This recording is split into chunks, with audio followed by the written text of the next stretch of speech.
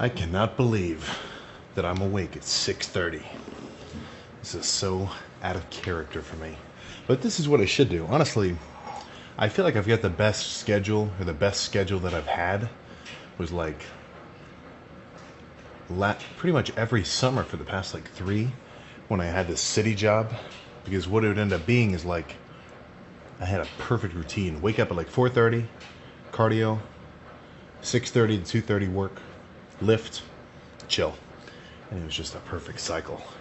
So every time I stay up super late and I get scrappy sleep, and then if I don't get a lot of sleep, then I sleep early the next day. It's just a back and forth. And it's fucking nuts. Really, I should just give myself a lockdown bedtime like a 6-year-old and actually stick to it. But enough chatting. Planned pre-cardio is 200 grams of golden grams, 3 cups of milk. I didn't have whole milk. All I had was 2%. I gotta add up the macros on that, but you know, it's whatever. 150-ish grams of carbs, something fats, proteins. Of course, I'm gonna kind of calculate it in a minute, plug it into my phone. But I'd say more importantly than that is just getting it down. So in a bulking context,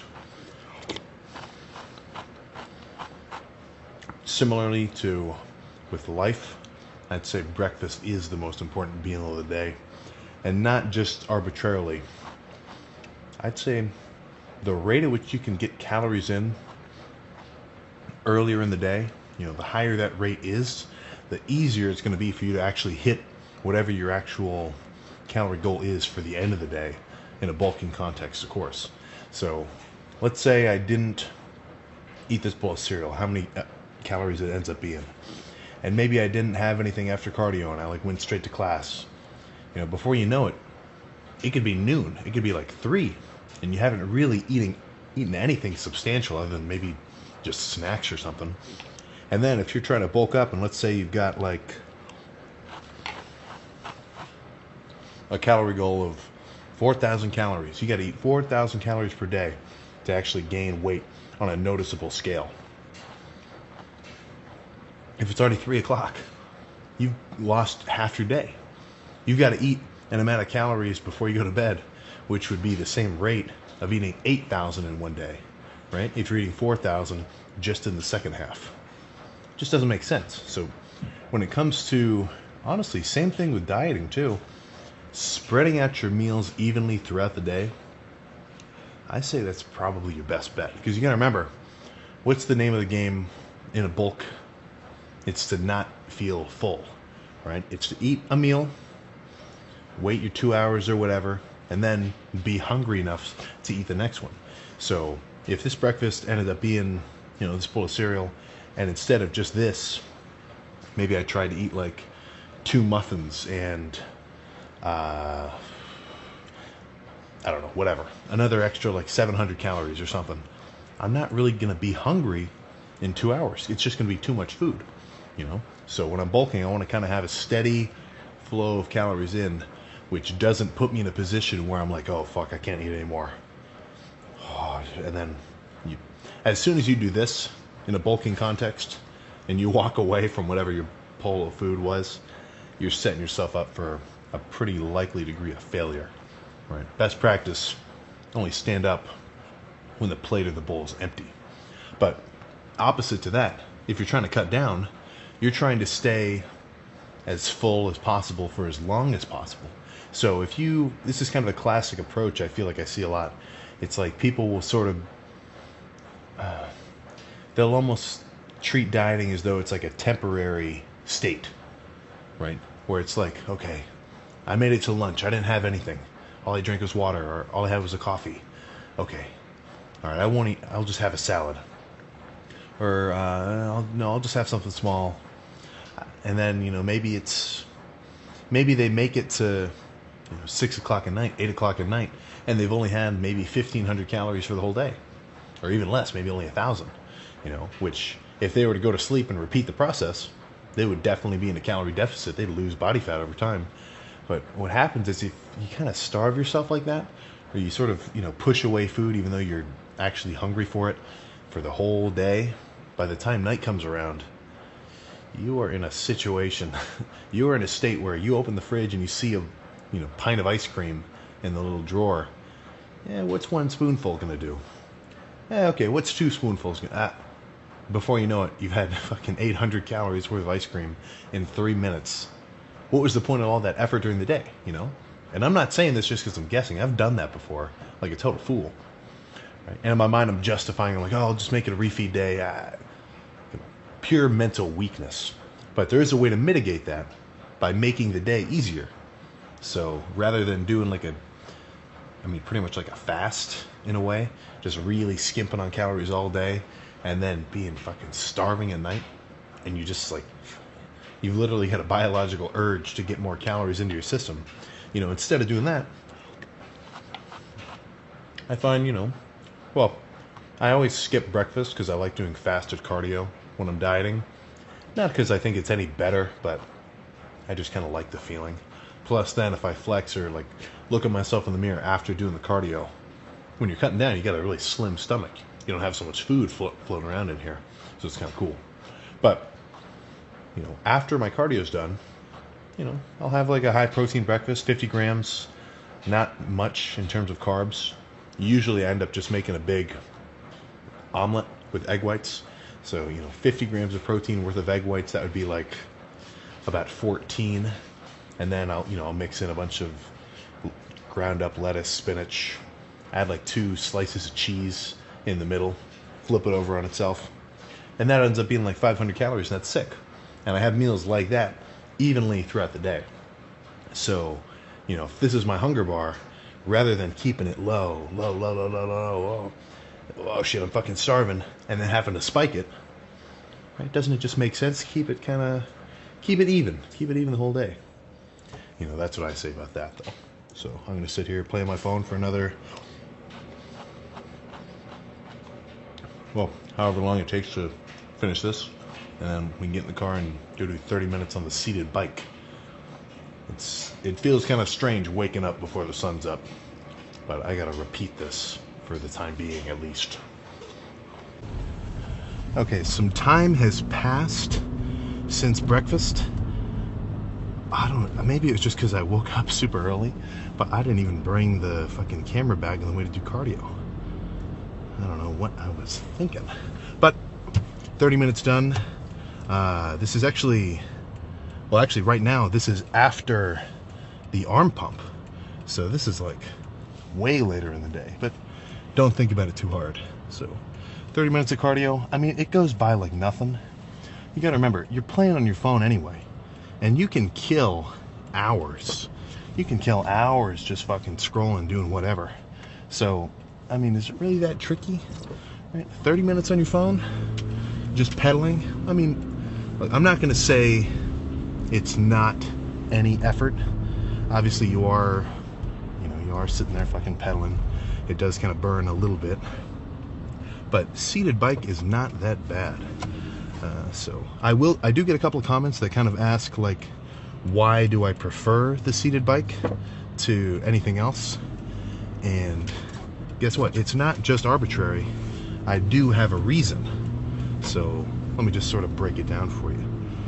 Let's think about this. What do we usually have at our disposal? Well, you just got the world. You could go out for a run. You've got the treadmill. You've got the elliptical. You've got seated bike. Now you've got the bike where the pedals are below your butt, where it actually kind of simulates a real bike, not like the recumbent one that I like. And then the Stairmaster.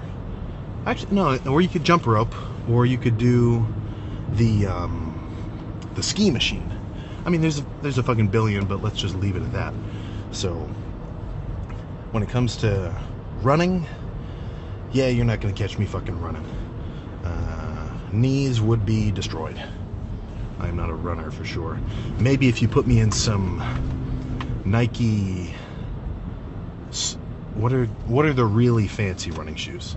Superflies, Air, I don't know. You know the ones with the real special foam. It boosts you forward. Maybe you put me in one of those, give me a light jog. It probably wouldn't hurt my knees.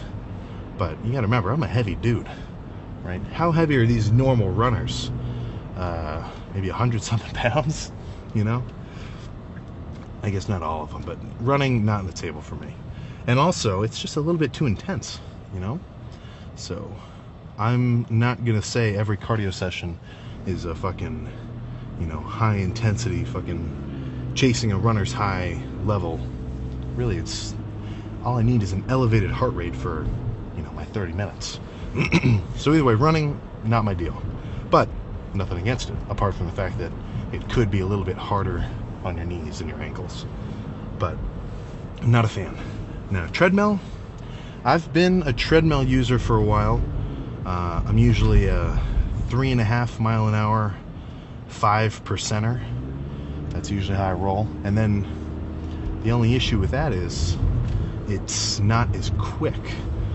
I don't break a sweat until maybe 20 minutes in, and the machine doesn't say that I burn, you know, 300 calories until like 45 minutes. So it's just not as efficient, and if I want to go extra quick, then it's just a little bit, well, it just feels a bit more difficult instead of kind of a mindless walk. Like if you walk in the treadmill at 3 miles an hour, it's very mindless. It doesn't take much, and you know, assuming you're in the gym, you'll probably break a little bit of a sweat for sure. But for me on the treadmill, to get 300 calories or whatever the machine says is 300 calories in 30 minutes, I end up just getting like a calf pump. I can feel my glutes going a little bit just from the repeated action. It's not my favorite. Now, Stairmaster, I haven't even touched Stairmaster. Oh my goodness. I mean, I see clips of actual, like, full-fledged bodybuilders hitting the Stairmaster. So maybe there's something to it, which I just haven't realized yet. But I feel like it's just gonna fucking light my glutes on fire. So really, I've just stayed away. Maybe just because it seems extra hard. And maybe I'm just kind of a baby like that. But the elliptical, it's, I don't know, seems kind of goofy. Same thing with the treadmill, Stairmaster, and the elliptical. It sort of requires your hands to be not very still right in front of your face. You know, one of the best things that I like about doing cardio on the seated bike, on the recumbent bike, is the fact that my torso is very still. So I can sit there, do my cardio, burn what the machine says is 300 calories in like 30 minutes, and then the whole time I get to sit here nice and still and just play on my phone. You know, ideally I would probably make that time a little bit more productive. There have been times where I was like finishing a homework assignment that I had to do right after I would finish the cardio on the bike on my phone. And for a while, when I was recording all these videos on my phone, that would be the perfect time to edit them. I'd sit on the cardio bike, you know, halfway through 15 minutes, these things would be done, uploading, and that'd be the end of it. Now with the, you know, actual camera, I've got to do it on the computer, but maybe I need to find a more productive use of that 30-minute chunk of time. But a little bit of entertainment isn't bad either. If you've got a real busy day, if you're an actual dude doing shit, it's kind of tricky to just sit and watch a show. So if you're already going to do 30 minutes of cardio, which you may not be doing, but let's say hypothetically you did, hey man, that's 30 minutes. That's half an episode of like a hour-long show. Or that's just a straight-up episode of a shorter show, man. I don't know. Haven't you been itching to watch Breaking Bad? You know, and that everyone says it's great. Why haven't you started? Why haven't you started watching The Sopranos? Hey man, you do your cardio every day for a whole year. You gotta remember, One Piece episodes, they've got 5 minutes of filler in the beginning. So every episode is really only like 7 minutes. So you can get through about 4 in one cardio session. You could be caught up on One Piece in 1 year if you watched 4 episodes for 30 minutes every time you did your cardio. Now, I'm not telling you what to do, I'm just telling you what you could do. So I think we can go ahead and leave it at that. But what else is there to discuss? Not fucking much. Well, I guess where I'm going now, so we're going down to, well, I'm going down, so it's Fuad and Ben. We're doing a hostile supplement store meet and greet at Aries Nutrition, which I guess by the time this is posted, it will have already happened. So let's just do a little bit of a hypothesis. Will there be a bananas amount of lifters concentrated in one spot? Based on the last meet and greet, you're goddamn right there will be. Maybe I'll maybe I'll splice in the video right now, or maybe not. I don't know.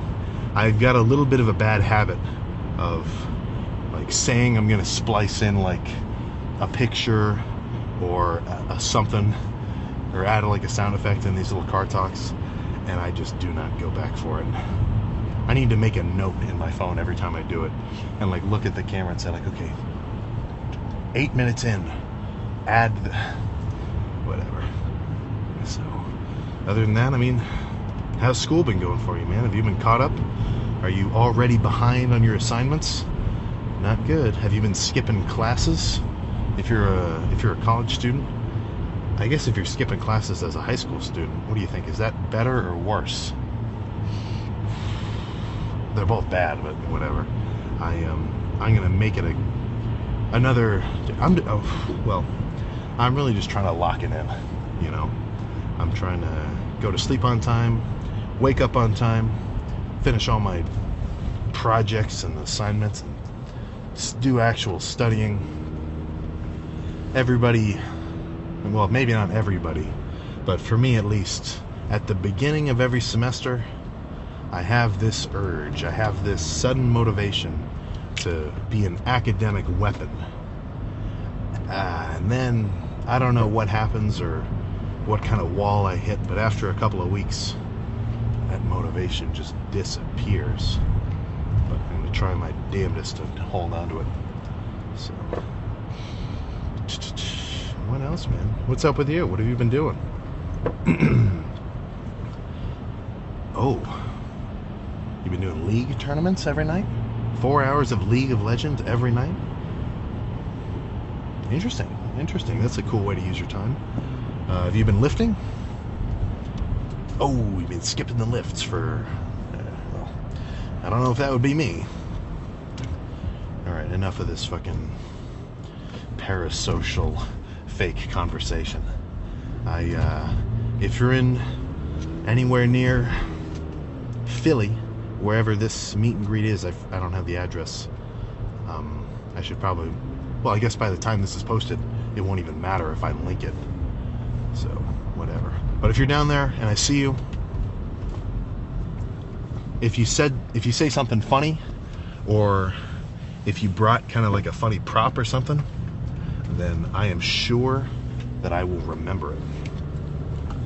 I missed my turn. But either way, let me focus on driving. I gotta get ready to go through TSA and sit on a fucking plane for a while. So I will see you next time for... Oh yeah, the video after this is gonna be arms, which has already happened for me. I already did the arm day, but it was a sick ass pump. 2 words. No, that's not right. 2 words. Fast-paced. Actually, 3 words. Fast-paced and pumped. So keep an eye out for that tomorrow at 3 o'clock Eastern Standard Time. I'm going to try to stop posting these videos so late. Sometimes I get a little bit behind on my editing routine. Another benefit to me sleeping at a reasonable hour and waking up at a reasonable hour. But enough of this post-cardio, post-lift chat. Start doing your cardio. I know if you don't do it, keep lifting hard. Come on. 2024, I said it earlier, year of the freaks. Right? Don't let me down. So I will see you next time.